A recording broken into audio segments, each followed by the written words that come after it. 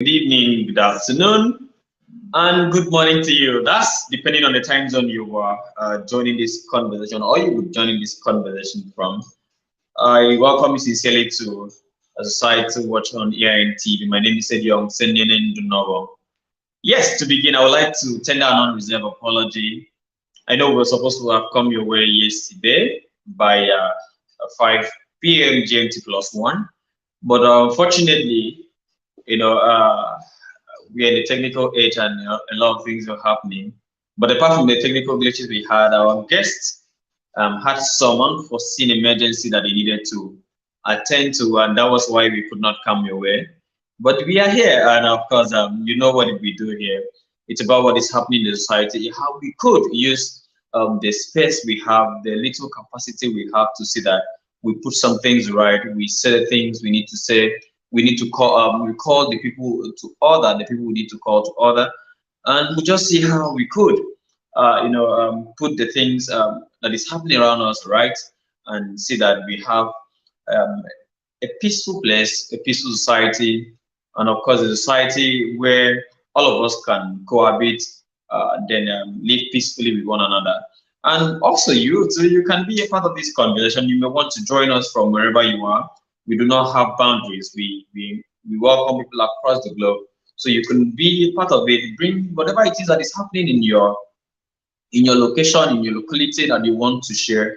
Do not forget this is Society Watch. So we are the watch eye of the society so that we can put things right. Today on the show we'll be discussing something very vital. They say, of course, that charity begins at home.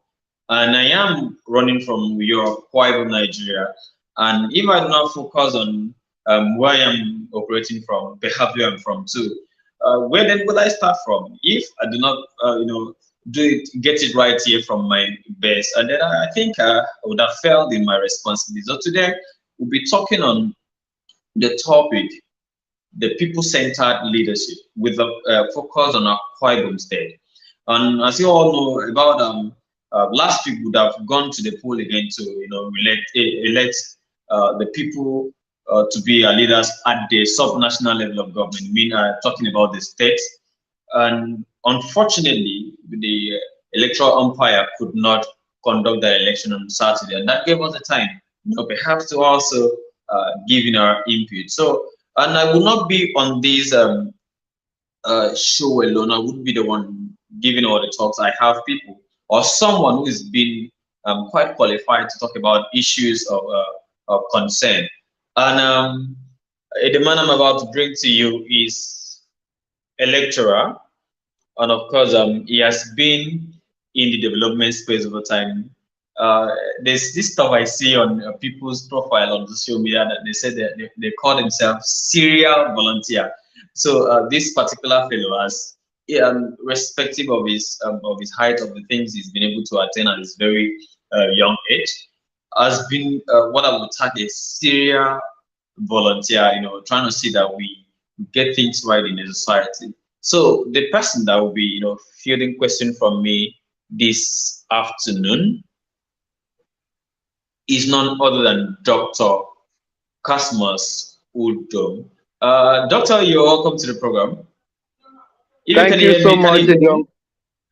Yes, I can hear you loud and clear. Thank you so much, Ediong. Senyene, thank you so much. Good evening, everyone. Yeah, you're welcome, Prof. So, and interchangeably, I would like to be calling him Prof because, a man that has got to where he is. The last I went to school has been some many years ago, but people have been persistently going to school. So I give them to. So, please, the people that are Prof in the real sense of the word, please do not query him. I'm trying to see that I call uh, him Prof so that I can walk into that shoe.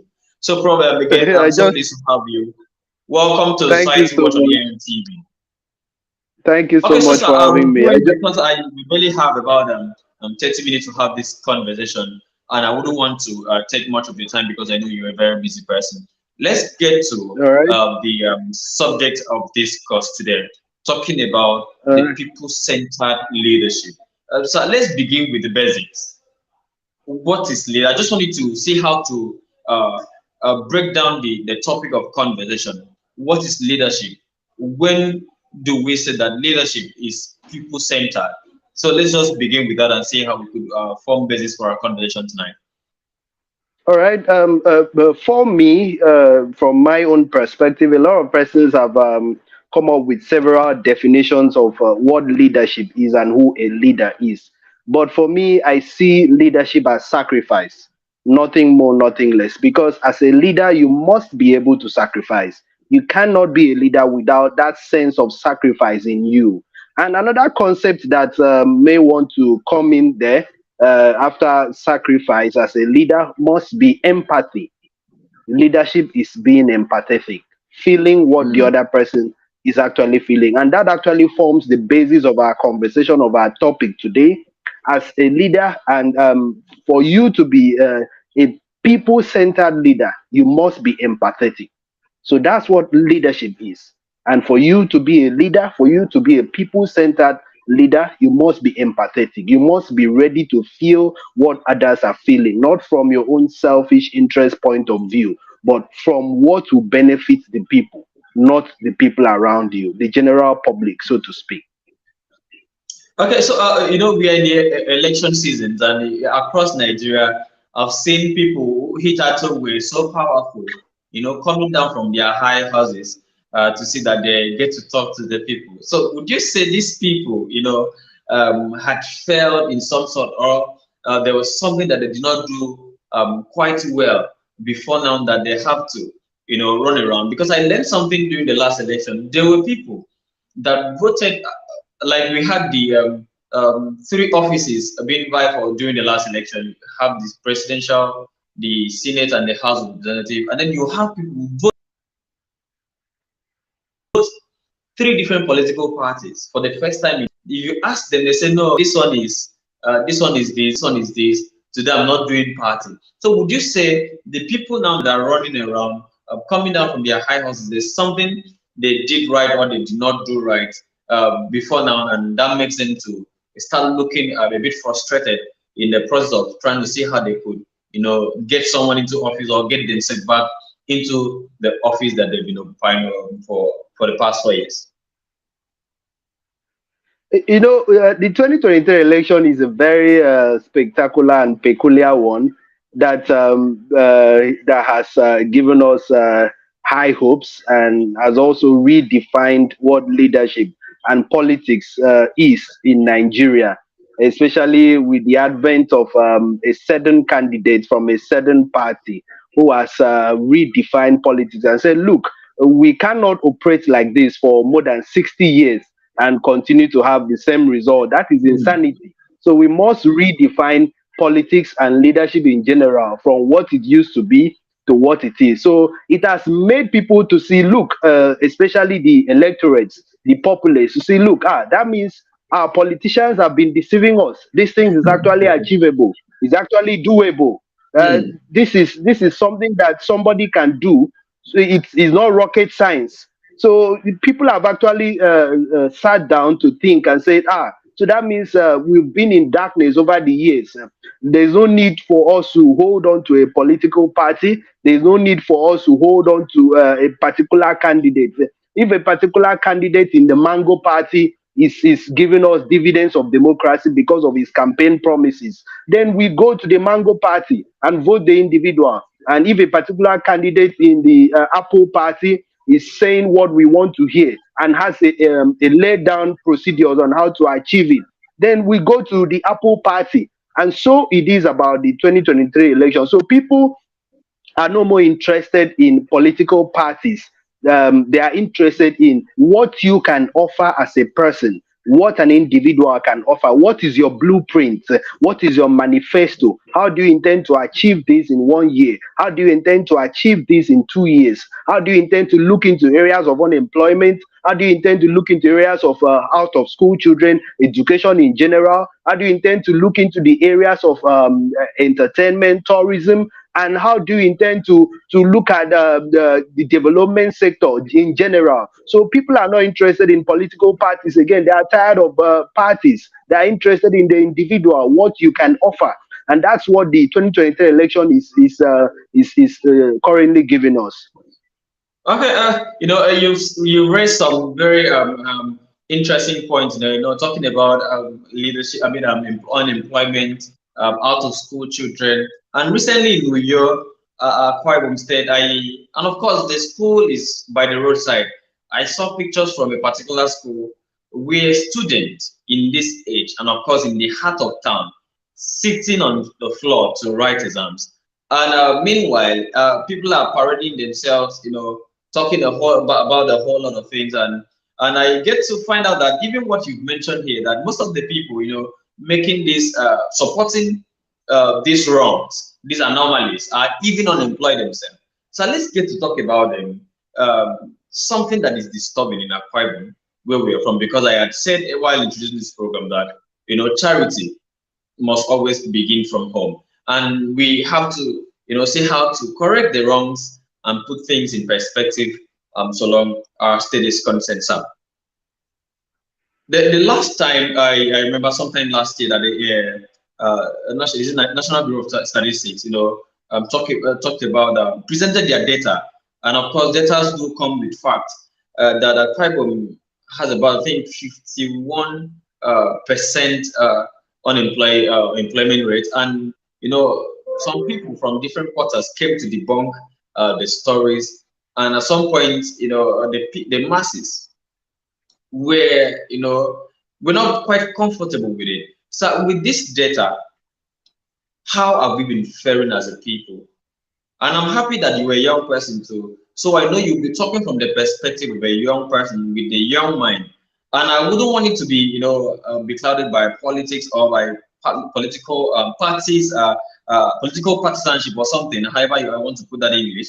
But so I just want it to be a common African person who has seen what is happening. Would you say that the people in charge of leadership at this point got it right by coming to debunk what the NBA's data said?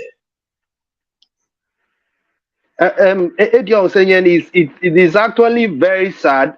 I must confess that this is an urban area. I saw the picture trending on social media 2 days ago, and it is actually very sad that if this is an urban area and is happening this way, how much more what will happen in my village? Just as the Holy Book would say, if this is a living wood that this is happening to, how much more the dead wood? So it's actually very sad that you see students of public secondary schools sitting on bare floor to write in the 21st century in a state that has the highest allocation from the federal government.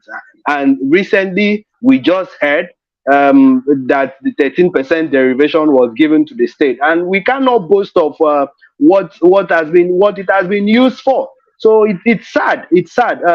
But let's quickly look at the area of unemployment. Uh, 2 years ago or last year, if I'm not wrong, NBS released the data of Akwa Ibom topping unemployment with 51.6% in the highest in the south. And I saw some of the political appointees who came up on social media to debunk the claim. And I laughed over it because this is I have actually been part of about 3 NBS researches in this country as a field worker, and data are properly collected using a 21st century tool, one of the ICT tools. So it's not something that you just go to count and using your hands. No, they are properly collected. So coming to debunk a claim of unemployment in the state is actually sad when you're supposed to work towards reducing this rate, when you're supposed to tell us what and what you have done. If you are doubting me, you cannot tell me that a young man who is productive and who has something to do will go to Ibom Plaza during the daylight to stand and be arguing newspapers and be waiting for one politician or the other to pass to give him 1,000, to give him 2,000. No, but that is the truth. Because if you have something doing, you should be busy during the day. And at the end of the day, you're tired. You're already thinking of retiring back home to rest and prepare for the next day. So it's sad, and I didn't see that right.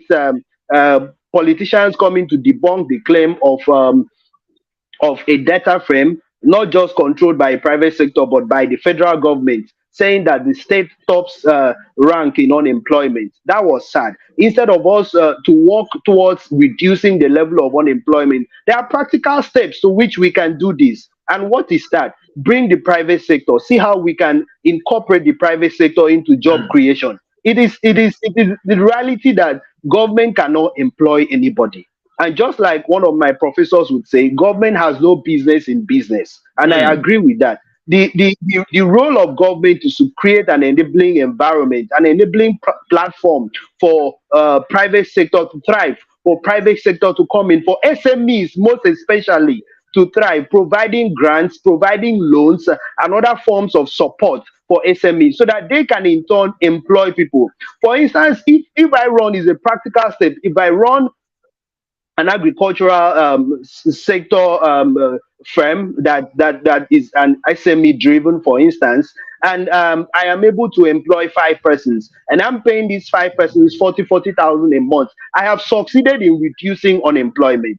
of I don't know course. if you are getting me. Yeah. So there are practical steps to which we can do this. There is no need coming out to play politics with everything. It's actually sad that we play politics with everything Mm, in Akwa Ibom. It's sad. We play politics with everything, even as things as important as education, things as important as unemployment. And the reality is that we are sitting on a time bomb. And when mm. it will explode, most of us will be suffering from it. That's the truth.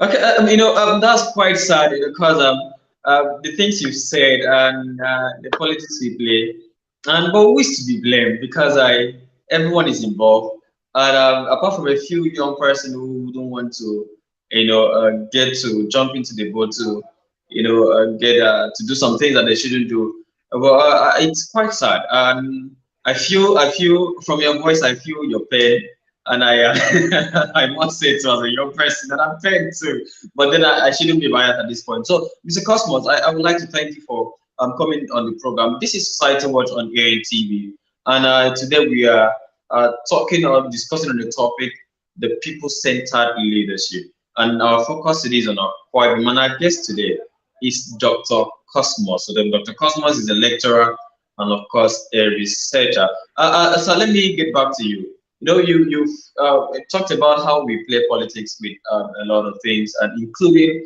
things as important as education.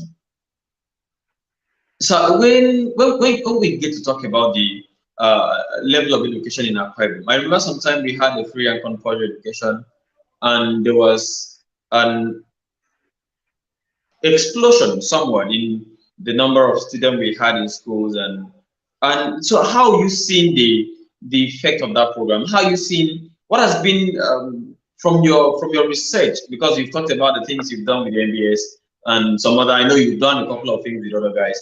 Uh, what has been the effect of that program, and what has been the sustainability plan of the successive government, and what has been the result too in this past couple of years, having taken over from the man who initiated the idea?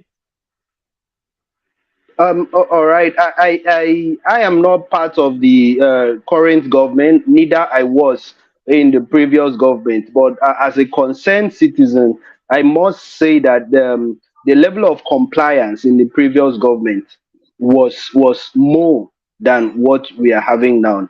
Hmm. The essence of the program was very good, up to an extent that it was passed into law by the State House of Assembly, so making it compulsory, so free and compulsory education, whether a certain government comes in or it doesn't, it must continue as long as the state is involved. It is actually sad that at the moment, recently, another research was conducted by the National Bureau of Statistics and ranks Akwa Ibom the second highest in the south in terms of out of school children. Oh And wow, and sad.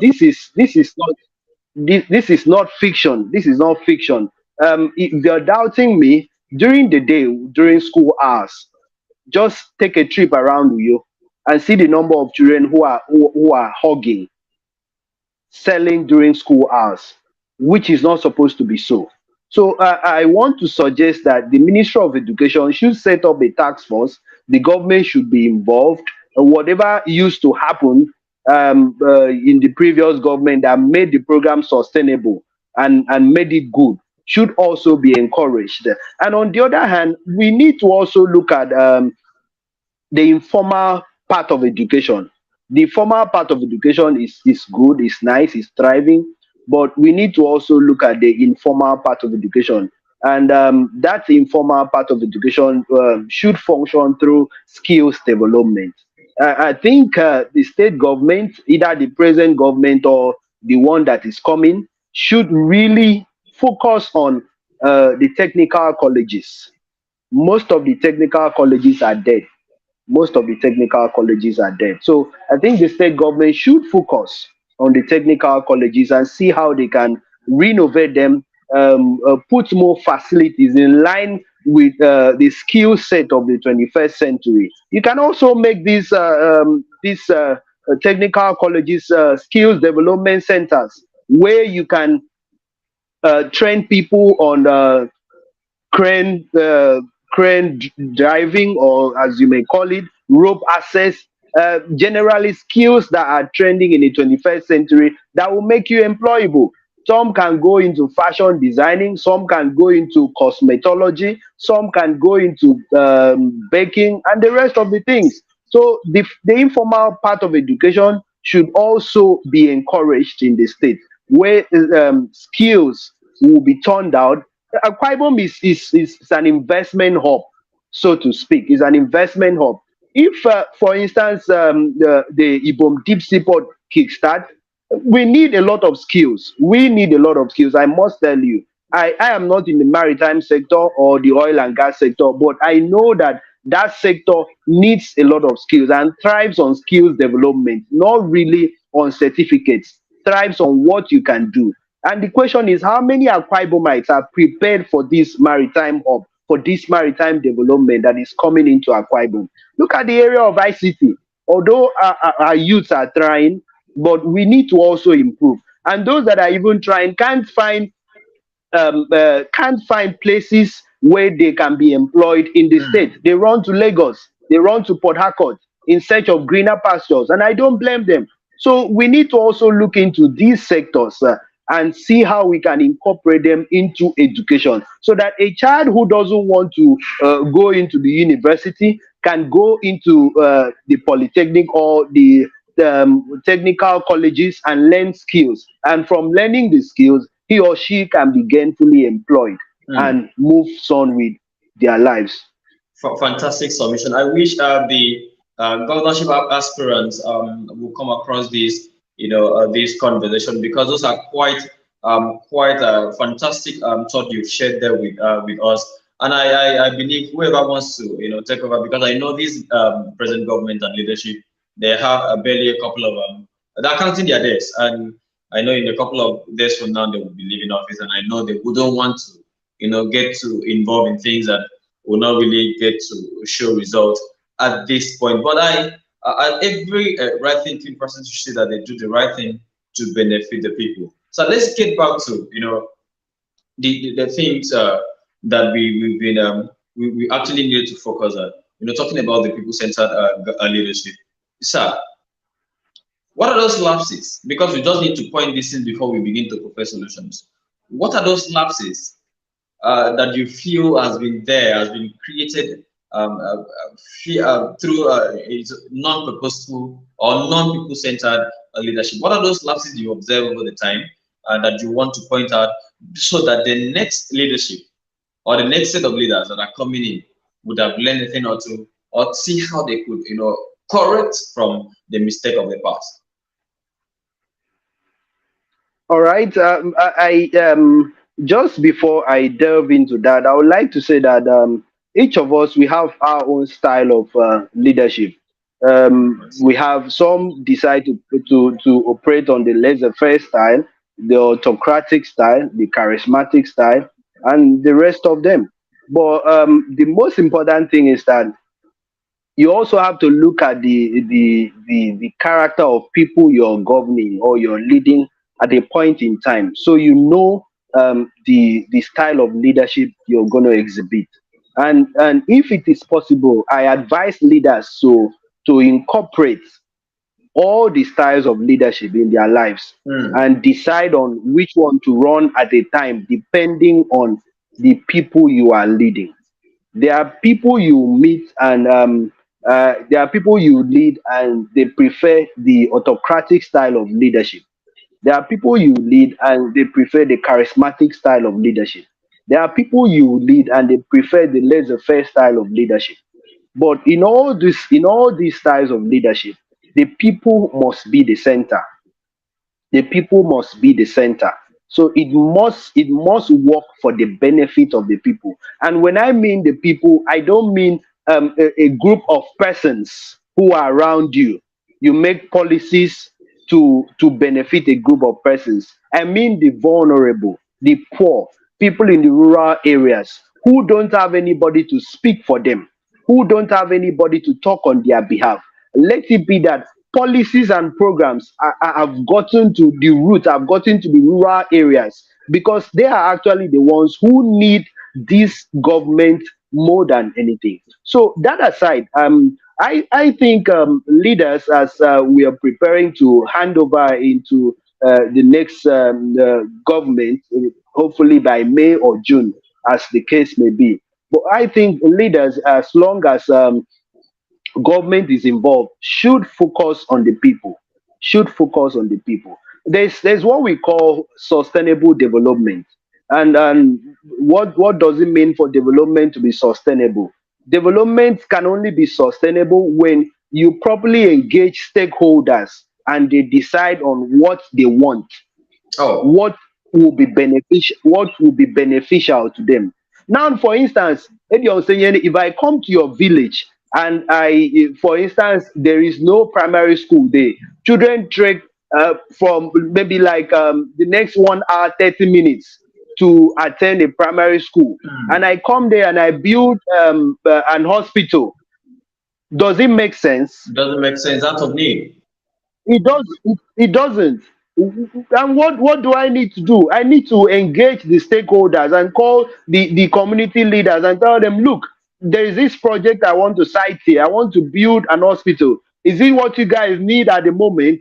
It is now them that will say, no, we need a school. Our children trek up to 1 hour 30 minutes before attending a school. So you need to give us a school. Then later the hospital can come. Because the need of the people at that moment is not an healthcare, although it is important. The need of the people at that moment is a School. form of education. That's a school. So that's what they need. So we need leaders, as we are preparing to hand over power, the new ones coming in must engage the people, must engage the people. It must be people centered. It mustn't be autocratic. Oh, because this person supported me, I need to go and build a road there. There's a road that's that place, I'm supposed to build a road there because he supported me. Did you ask questions whether that is what they need at the moment? That is not what they need. Oh, because this person supported me, I need to build a school there. Did you ask questions whether that is what they need at the moment? In fact, there are some in some of the tours. One of the researches I did, I discovered from the Minister of Health, a letter written from the Minister of Health. I discovered that there are 580 primary health centers in Akwa Ibom. Hmm. 580. How many of Yes, them are functional? 580. Yes, that's the question. How many of them are functional? Most of them are just written on papers, and most of them were just political compensations to villages because the politician is from this village, so he takes the hospital to build there. Because the councillor representing the particular ward is from that village, he takes the primary health center to build there. And at the end of the day, the whole facility rottens and it turns to a den of cockroaches and rats. And we move on with our business because we are used to waste in this part of the world.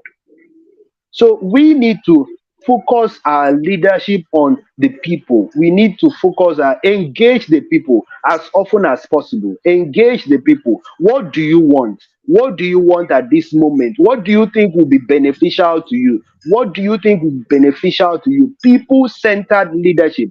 And another thing we need to also focus on is our policies. Most of our policies are moribund, so to speak. Most of our policies are. I understand the politics that is involved from the federal government, the state government, and the local government.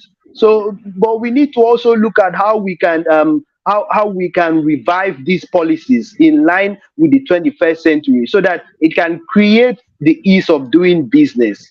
It can create the ease of doing business. And another thing is, let's also look at the local government sector. The local government is very important. What's the essence of the local government? To bring development closer to the To people. the people, But yeah. here we are, we yeah, we are still battling with states who voted for local government autonomy, and states who didn't vote for local government autonomy. And the If ones who take you the didn't funds vote that for belongs local to government, this local government. yes, yes, yes. So if you didn't vote for local government autonomy, how do you intend to make development closer to the people? I still remember back then when I was a child, a certain local government chairman from my local government used to conduct quiz competitions. We had inter-nursery school quiz competitions. Local government graded roads, local government drilled boreholes, local government created platforms for people to function. But we are not looking at that aspect again in this, when we're supposed to grow higher, but we are sinking down by the day, Yeah. and it's not helping us. We're still looking at the state government to come and do this what the Co- local government is supposed to do. The local government can do a 3 kilometer road. The local government can do a 5 kilometer road. But no, we are not doing that. We're looking at the state government to do everything for us. So I yeah. think, for development to get to the people, these are issues we need to look into, and others too numerous to mention. Thank you, Cosmos. I need to cut you at that point. Ladies and gentlemen, this is Society Watch, and our guest today has been a fantastic gentleman, Dr. Cosmos Udom. And he had said a lot of things. He had mentioned the Ibom Deep Sea Port. I don't want to, overflow that issue of Ibom Deep Sea Port, because we have started the plan so many years ago. But Lagos State recently started, I think, in this current administration, and they've already started the operation in that seaport. And I want, And that's because after what's over happening, politicization of issues. Over that it has been politicization in of the issues. pipeline. I wouldn't want us to, talk about that. Then you've mentioned how local government used to operate it, about those years, the things they used to do, how they used to, conduct. And I would like to ask you, though I would not want you to answer this question, when was the last time the decision about your local government?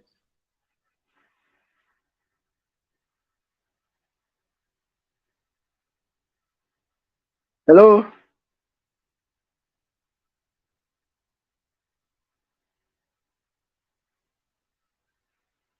Hello. Where a couple of us are from, Hello. Hello. and we know that these Eddie, I was saying, things. I didn't get the last part.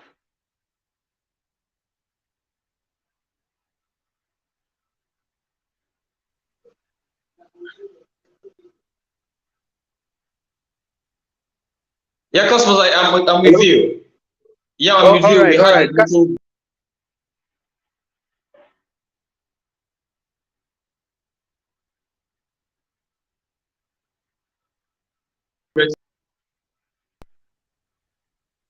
Are you there, Cosmos? Yes, yes, I can hear you. Okay, so please, you wanted to say something No, I before didn't get the we got last cut off part. by poor signal. Yeah, I didn't get the last part. Okay, so we're talking about the things, the last time decisions about your local government, for instance, was being taken by, uh, in your local government, even at the council secretariat. And, it's quite sad that we've moved the things that were supposed to be happening at the grassroots to the center. And you see the essence, the sole essence of having a local government has so been abused, particularly, I don't know about other places, but particularly in Akwa Ibom here.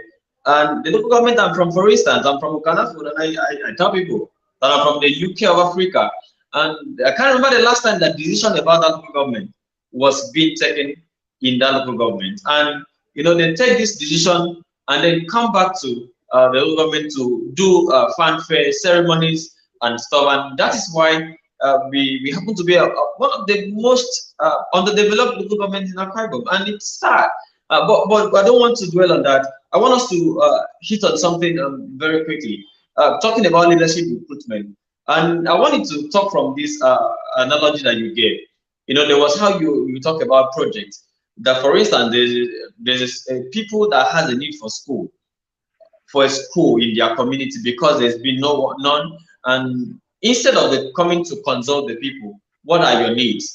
The government or the leadership would at some point, bring a hospital, perhaps a market to build for the people, whereas the need of the people happens to be an education facility. So let's get to talk about the leadership recruitment, how it is going in Akwa Ibom.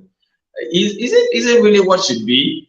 Are the people, yes, let me put this, are the people allowed the opportunity, even the people that are in political parties, are they allowed the opportunity to choose who should fly the flag of their political party? What can you say about the leadership recruitment happening in our state? Do not forget that in a couple of days from now, Akwa people and some other states in Nigeria will be heading to the poll to elect their leaders at the subnational level. What is your thought on this, sir? All right. Eji say leadership recruitment in Akwa Ibom in particular, and the nation in general, I must say is very porous. It's undemocratic. If you're talking about the party kind of leadership recruitment, it is undemocratic. I must say that because you hear a lot of stories where some days to the primaries, delegates who will vote are lodged in hotels, and they are given a certain amount of money so that before you know, the person who wants to hand over had already chosen who he wants to hand over to, whether the person is competent or not. So nobody cares about competency. All what we are Hmm. interested is, will this person be able to protect my interests? Will I still be And relevant as perhaps the long as person with I the live? deepest pocket. Yes, yes, yes. Will I be relevant if I leave this government? Does the person have enough money to sponsor or to give or to pay to whoever, the delegates and those who are coming out to vote? So leadership recruitment is very porous, and you find out that when these leaders are recruited in this format, they turn out to be a disaster without plans. They turn out to be a disaster Hmm. without plans. I just want you to keep your eyes on the ground. Just watch out for politicians who have been in their careers for some years, and they retired, and they now say, oh look, I feel I should go back to be a community leader. I should come to save my people. And those who take politics as a lifetime career, by Hmm. lifetime career, I mean, I am a PA to a PA to a PA. I am carrying the back Wow. of my Oga, expecting him to write my name to become the councillor. And from being the councillor, it is now the turn of my village to produce the local government chairman. And from being the local government chairman, the party now decides that I go to the State House of Assembly. Just watch out this class of leaders, and those who have worked in their different areas of endeavor and retired, or even if they might not work till the required number of years, or at least they have experience, and they now feel, look, it is time for me to go back home and save my people, and see the results in which they will produce.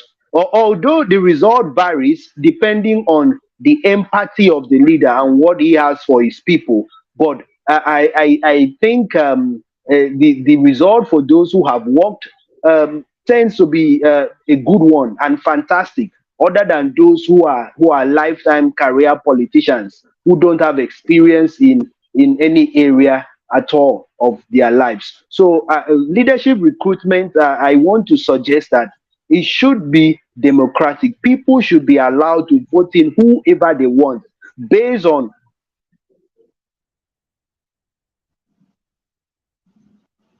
Okay, I think the signal is poor at Dr. Cosmos end, and he was trying to make some very valid point there.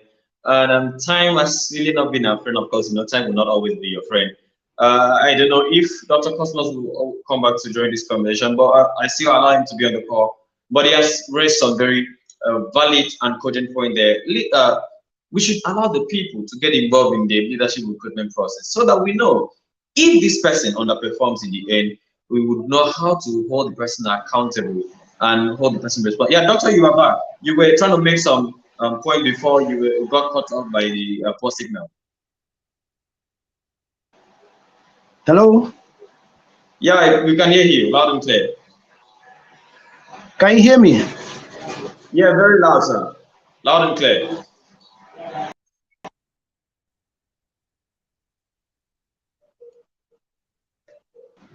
Hello, doctor. Can you hear me? You can hear me. You can speak. Hello? Yes, doctor, we can hear you. Can you speak? Oh, okay. Oh, okay. Sorry about that. Sorry, I got cut off by network.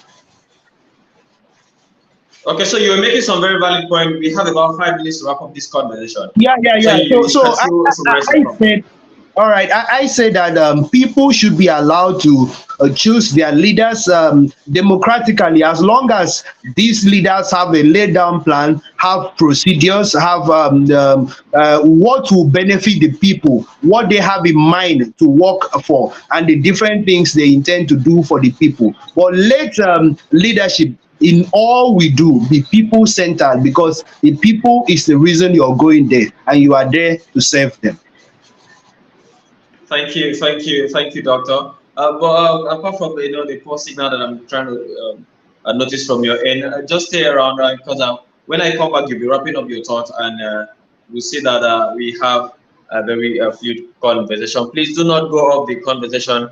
Do not go off the call. I will get back to you, Dr. Cosmos Udom. I must appreciate you for finding time to be a part of this conversation. Okay, it's been a fantastic moment today on Society Watch, and our guest, a fantastic gentleman, Dr. Cosmos Udo, has been quite frank with his assertion and the things he said, and I want to believe that this will go a long way to helping shape some perspective, perhaps that of the young people in our Ibom.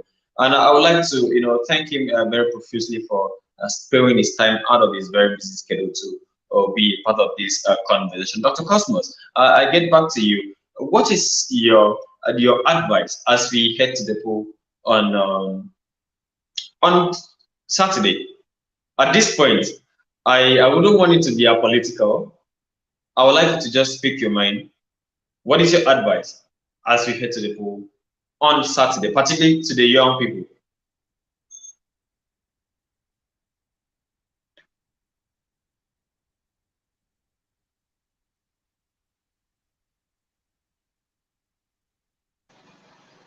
Okay, yeah, doctor, please. I didn't get you what you were saying, so I needed to see how to bring you back. All right. I'm very particular about the youths, because they are trying to put up a change that has never happened in the past years. So I'm addressing them at this point. One, I will urge Akwa Ibom youths to look out for leaders who have antecedents in terms of empathy, antecedents in terms of their programs for the youth. And I will also ask the youths to avoid people who are brought into leadership to service the interests of their masters. Mm. And most importantly, let the youths look out for people, leaders who can help salvage this crisis of unemployment in Akwa Ibom. I must confess, unemployment in Akwa Ibom is a crisis, and it calls for urgent attention. So Oh, thank you so very much. let the youth look out for this crop of leaders, go out, exercise your franchise, and there you go. This time around, as we all know, votes are counted. All right, thank you very much, Doctor. Because I like the way you ended the conversation. Votes are counted, and of course, we do know now that our votes do count, and we must also wait our given polling unit to, make sure that our votes are counted, and then they are being uploaded on the Beavers. Thank you once again, Dr. Cosmos. Dr. Cosmos, who happens to be our guest today, is a lecturer and a researcher. If you have any research need, you want to reach out to him. I am very much available. The ENTV team is available. You can always reach us on our DMs, or the contact is there, so you can reach out to us, and then we will see how we can connect you with Dr. Cosmos. So then once again, Dr. Cosmos, thank you. And you can reach us through our email at contact antv@gmail.com. And with that, you would have had a very fluid conversation. Gmail service is actually very active. So thank you once again to our viewers, to everyone who has been a part of this conversation today. I must say very big thank you. And then again to our sponsors and partners, I would like to say very big thank you to Blue Initiative for Sustainable Development, Climate and Sustainable Development Network of Nigeria, and of course, Pan-African Climate Justice Alliance.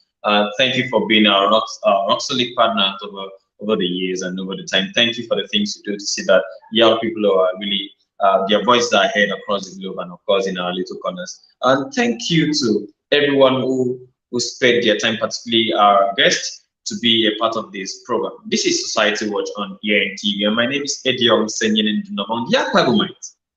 As Saturday approaches, we must go out as a people to say that we exercise our franchise. It is our civic responsibility, and it is our right. It is wrong for you to stay at home on that day, and after the election, you start complaining about poor or bad leadership. Whereas when you had the opportunity to have corrected the wrong, you stayed back at home, or perhaps you went for the highest bidder. If you go for the highest bidder, let me ask you this question. I keep asking this question whenever I have the opportunity. If you're giving 5,000 on Saturday and you vote a man that you know would not perform, will underperform, how long would you eat that 5,000? How many years would that 5,000 take you? Please, I'm not asking you to vote your conscience, because 5,000 can buy your conscience. Vote a man that you know would perform. Even if it's a woman, vote a woman that you know will be at the interest or in the interest of every young person, of the interest of every other person. Do not vote for someone who is an elitist. Do not vote for someone who you feel will cause serious ethnic divide in Akwa Ibom, and of course in your respective state, depending on where you are joining this conversation from. Please go out and vote, and make sure you do not vote your conscience, except your conscience is not being bought. But make sure you do the right thing. Stand there and make sure that the INEC officials upload whatever result is being generated from your unit on the beaver and see that it goes to the saver. With that, you would know that you would have secured your vote and you would have taken your civic responsibility to a logical conclusion, waiting for whatever will happen when the result is being collected and announced. Ladies and gentlemen, once again, I would like to say a very big thank you for finding out time to be a part of this conversation today. My name is Edion Senyen Ndunamong, and this is Society Watch. Good night.